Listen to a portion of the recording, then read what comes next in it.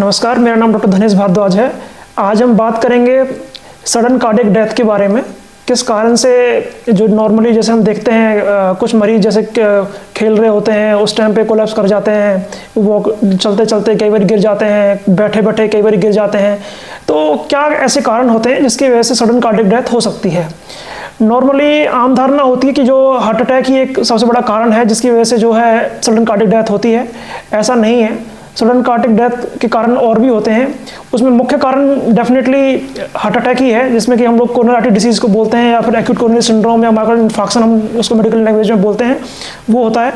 कई बार spontaneous coronary dissection भी होता है, जिसकी वजह से उसमें क्या होता है कि कोरोनरी हमारी जो आर्टरी है उसके अंदर डिसेक्शन एक फ्लैप बन जाता है और जो कि वो एक्यूटली उसको बंद कर देता है। उसकी वजह से भी लोगों में सडनली हार्ट अटैक हो सकता है और उनकी मौत हो सकती है।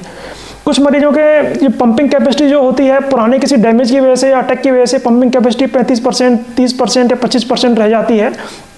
उनमें कोई भी जब वो लोग स्ट्रेन करते हैं, कुछ भी ऐसी एक्टिविटी हैवी एक्टिविटी करते हैं, तो उनमें सडनली अटैक आता है और उसकी तरह उस टाइम पे उनकी डेथ हो सकती है।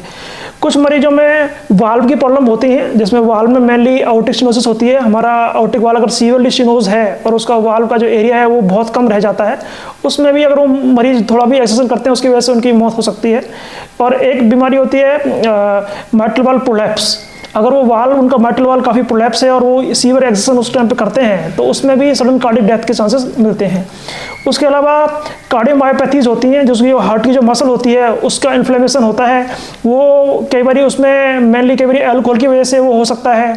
कुछ मरीजों में अनुवांशिक तौर पे जो हार्ट की जो मसल है वो काफ़ी हाइपरट्रोफिड हो जाती है और वो जो हार्ट को हमारे को पंप नहीं करने देती है, उसको हम मेडिकल लैंग्वेज में हाइपरट्रोफिक ऑब्स्ट्रक्टिव कार्डियोमायोपैथी बोलते हैं, जो कि हमारे हार्ट के जो पंपिंग को ऑब्स्ट्रक्ट कर देती है। उसकी वजह से भी जब भी वो मरीज थोड़ा भी एक्सरसाइज करते हैं तो उनमें भी सडन कार्डियक डेथ हो सकती है। इसके अलावा हार्ट में नॉर्मली अगर हार्ट का जो रिदम है उसमें अगर डिस्टर्बेंस है, वो किसी भी कारण से हो, या तो इलेक्ट्रोलाइट डिस्टर्बेंस की वजह से, हाइपोग्लाइसीमिया की वजह से, या फिर कुछ चैनलोपैथीज हमारी जो होती हैं, जिसमें कि हमारे जो मेम्ब्रेन में जो चैनल्स होते हैं, कैल्शियम चैनल हैं, सोडियम चैनल हैं, पोटेशियम चैनल हैं, उनमें अगर कोई डिस्टर्बेंस है तो उसकी वजह से भी सडन कार्डियक डेथ हो सकती है।